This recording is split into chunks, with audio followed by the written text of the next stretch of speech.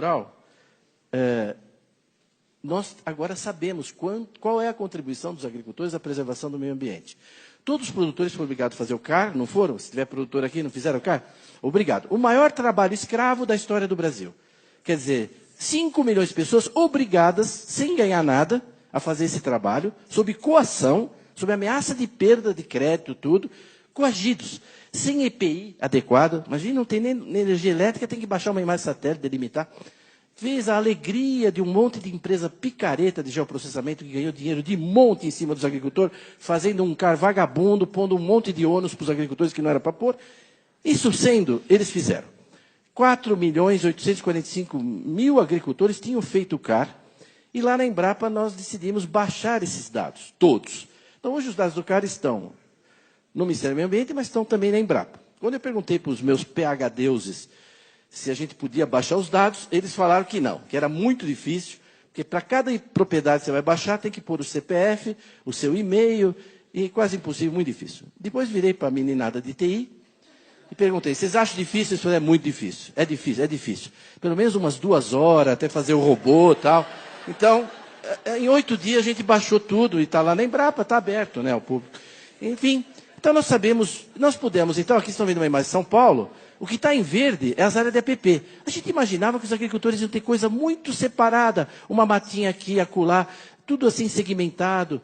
Não, a gente viu na imagem que tudo conectava. Quando se tira os limites das propriedades em verde claro, é o que os agricultores preservam, dedicam à preservação, você vê todas as APP se conectando com áreas de reserva legal. Isso é São Paulo, o lugar que mais desmatou no Brasil. Aí você vai indo aqui para o Rio Pardo, por exemplo, vai aumentando a largura das APPs, e aí a gente foi indo, processando dados, até ver toda a área preservada pelos agricultores no estado de São Paulo, que é 4 milhões de hectares, e que dá 22% dos imóveis rurais. Quando em São Paulo, eles deveriam ter uns 10%, porque eles desmataram tudo no século XIX, entendeu? Começo do século XX. Mas 22% da área dos imóveis está preservada dentro das propriedades. E a gente foi indo, até uma experiência metafísica para mim. Minha carreira na Embrapa é antes do CAR, depois do CAR, porque a gente viu o Brasil. Está vendo? Tudo isso aqui, com 10 metros de detalhe, nós temos isso na Embrapa, eu posso, se tivesse um computador, ir fazendo zoom até chegar em cada imóvel, dos quase 5 milhões, com 10 metros de detalhe, todas as áreas que os agricultores, não é, pecuaristas, etc., seringalistas, estão dedicando ao meio ambiente. Bem, o total disso, 218 milhões de hectares. Vocês entram no site da Embrapa, tem lá os dados por região, por estado, por micro-região, tem os mapas, tem tudo lá. Isso é metade da área dos imóveis brasileiros. Então, o agricultor brasileiro é o único no mundo que cultiva metade. Todo agricultor tem uma propriedade rural, ele usa não sei quanto, no mundo inteiro. No Brasil, só metade. Na Amazônia, menos que metade. Aqui no Sul, mais que metade. Mas no país todo dá isso. Dá 25,6% do território nacional está preservado pelos produtores rurais.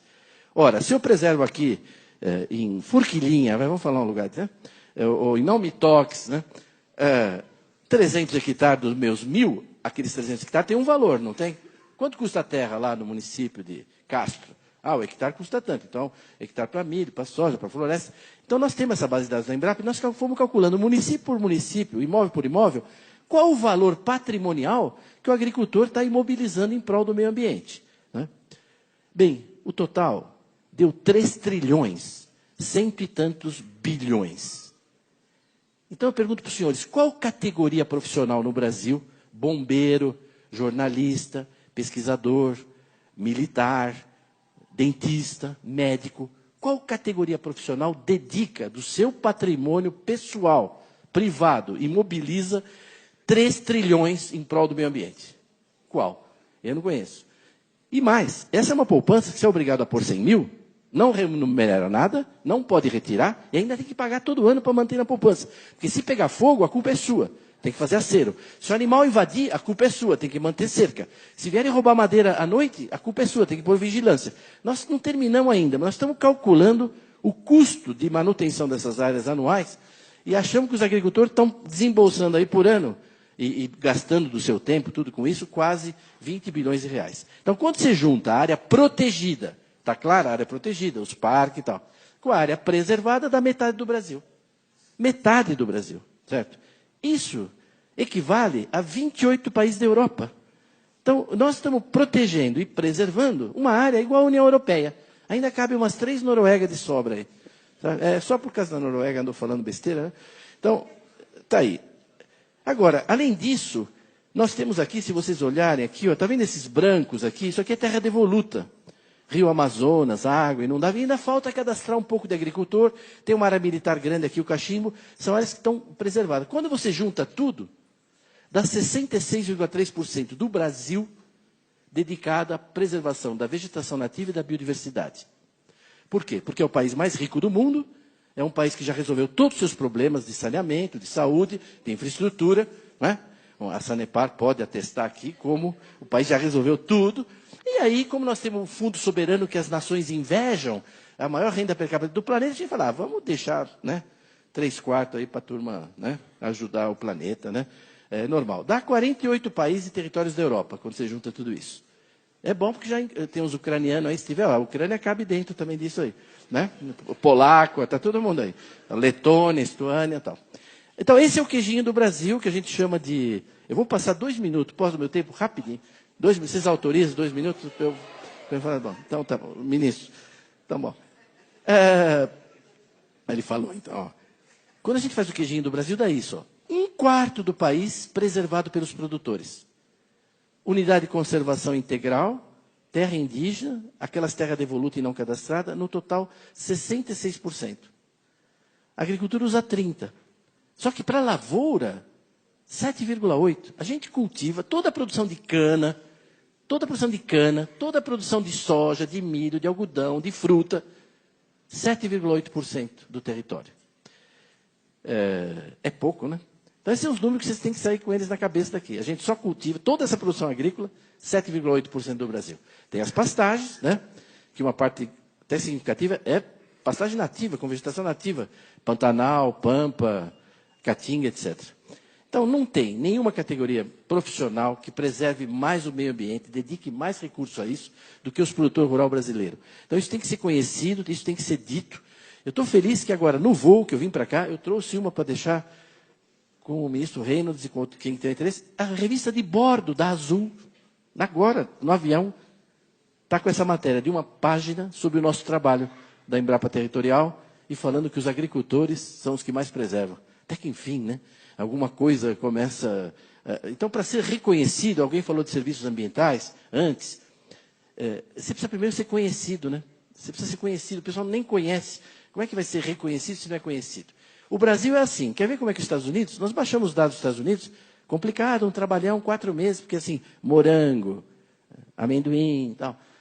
Olha como é que é os Estados Unidos. Assim. Os Estados Unidos preserva 20 e usa 80. E a gente, assim. Então eu costumo dizer o seguinte, acho que vocês vão entender, hein? É meio tupi-guarani isso aqui. Nós somos assim, porque nós somos assim. E eles são assim, porque eles são assim. Certo? Concordo? Né? Concluindo, muita gente disse que esse número nosso não era isso, cultivava muito mais. Não é verdade. A NASA publicou agora em dezembro um estudo das áreas cultivadas do planeta. O planeta inteiro, com 30 metros, ela mediu áreas cultivadas, 3 anos, um trabalho para a FAO. E aí ela deu quanto tem de cultivado na Indonésia, na Grécia, na China, tudo. E deu o Brasil. A gente ficou meio apreensivo. Vamos ver o que a NASA vai falar. Quanto que a NASA deu? 7,6.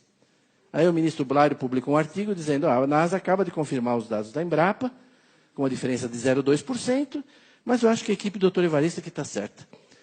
Eu vou terminar aqui, e a gente sabe até onde eles errou, mas está de bom tamanho, deixa lá 7,6, está muito bom. Eu vou pular aqui por causa do tempo e queria ir para o final aqui para mostrar 2 coisas. Primeiro, esse gráfico que mostra essa história de pastagem degradada, não sei o quê. Eu não sei, preciso ser apresentado, porque eu estou com dificuldade de achar elas. Porque o que está acontecendo no Brasil é exatamente o contrário. A gente tinha 220 milhões de hectares de pastagem e foi caindo, nós estamos indo para 160, agora, em 2018. E a gente tinha 140 milhões de rebanho, e agora estamos indo para 220 milhões de cabeça. Então, como é que pode estar degradando pastagem com uma coisa dessa? Não, o que está acontecendo aqui, o que isso mostra, é recuperação de pastagem, ganho de produtividade de pastagem, quer dizer, integração lavoura-pecuária, como foi falado, uma série de coisas está acontecendo. Então, é uma agricultura com muita tecnologia. Vou terminar meu penúltimo slide fazendo uma pergunta para vocês. Qual a diferença entre pensar e refletir? Qual a diferença entre pensar e refletir? Tem muita gente que tem pensamento sobre a produção brasileira, sobre a agricultura. A mídia pensa, a Gisele Bündchen pensa, um monte de gente pensa coisas sobre a nossa agricultura. Eu tenho uma definição que eu acho que refletir é incomodar os pensamentos. Eu participo aqui em Curitiba há mais de 20 anos do Instituto Ciência e Fé, e lá é um lugar que a gente reflete, por exemplo, gente muito qualificada, tal, da universidade, reflete. Então, esses dados são importantes a gente divulgar para fazer as pessoas refletirem. Elas têm pensamentos sobre a produção agropecuária brasileira, sobre a sustentabilidade da agricultura, frequentemente equivocados. Durante esse evento todo, vocês viram várias pessoas com informações relevantes para a agricultura. Eu trouxe aqui o segmento de proteção, preservação, né? Vocês viram o uso da terra. Esse material que eu apresentei, você encontra num livro meu, que aqui no Paraná tem andado bem, 50 Tons de Verde, né? Era o nome, é que o editor cortou 50 na última hora, fiquei, verdade, mas como você vai tirar o negócio? Não, então, ele existe em inglês também, né? Shades of Green, vocês encontram essas informações lá. É verdade, existe em inglês, em português, já esgotou, 7.500, vai ser a segunda edição aqui, até a FAEP daqui vai participar conosco. Aqui tem meu e-mail, eu agradeço a atenção e sempre respondo e-mail curto, né? Não me peça, envia tudo que você tem sobre agricultura na Amazônia. Aí não, mas assim, muito obrigado.